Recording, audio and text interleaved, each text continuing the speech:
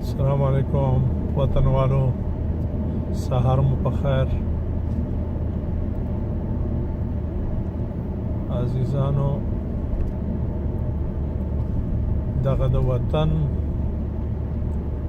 امن جوړول، ترتیب جوړول بیخي د کورنۍ په څیر دی. لکه په کومې کورنۍ کې چې مشر هوښیار وي او ترتیب یې داسې جوړ کړی وي چې په کور کې جنګ نه وي، سپکاوی نه وي، بې اتفاقي نه وي،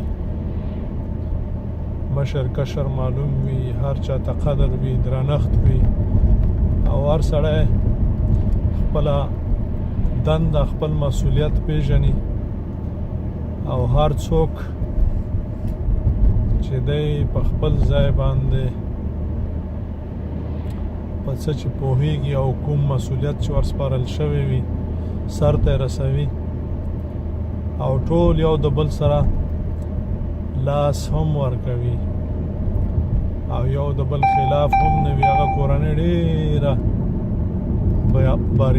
بریالۍ وي او بریا ته رسیږي او ښه سوکاله ژوند هم لري، خوشحاله وي او د خلکو هم ته سترګه سوځي، د ګاونډیانو. نو د هېواد هم همدغه بېلګه ده که موږ او تاسې یو بل وزغمو او هر سړی خپل مسؤلیت وپېژني.